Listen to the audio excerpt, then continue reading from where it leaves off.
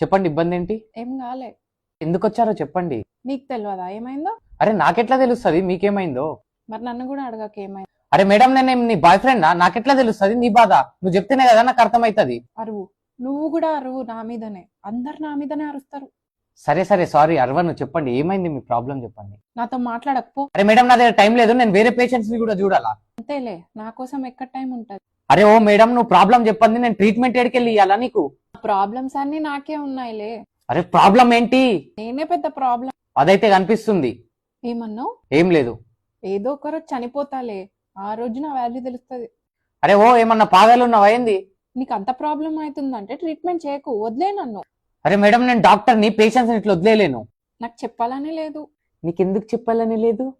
ఎందుకంటే నువ్వు వేరే పేషెంట్స్ ని కూడా చూస్తావు. డాక్టర్ని నేను చూడకుంటే ఇంకెవరు చూస్తారు వాళ్ళని?